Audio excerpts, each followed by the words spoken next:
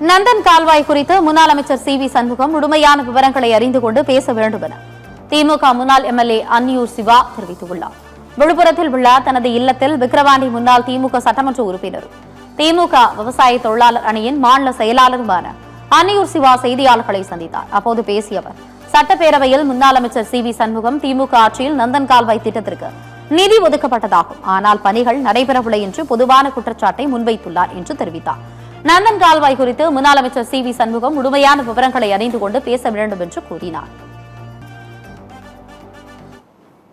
நம்முடைய மாவட்டத்துடைய அமைச்சர் அண்ணன் பொன்முடி அவர்களும் நானும் ஒன்றிய பெருந்தலைவர்கள் கழகத்துடைய நிர்வாகிகள் ஒன்றிய செயலாளர்கள் எல்லோரும் ஒவ்வொரு கிராமமாக பொறுப்பெடுத்துக் கொண்டு தேவையான உணவுகள் மற்றும் வசதிகளை செய்து கொடுத்திருக்கிறோம். நேற்றைய தினம் அமைச்சராக இருந்தவர் விழுப்புரம் மாவட்டத்தை சேர்ந்தவர், நாங்க தான் நந்தன் கால்வாயை செய்தோம், எப்பயும் நிதி ஒதுக்கிற மாதிரி ஒதுக்கிட்டு போயிட்டாங்க அப்படின்னு ஒரு பொத்தாம் பொதுவான குற்றச்சாட்டை சட்டமன்றத்தில் அவர் சொல்லி இருப்பது கடும் கண்டனத்துக்குரியது.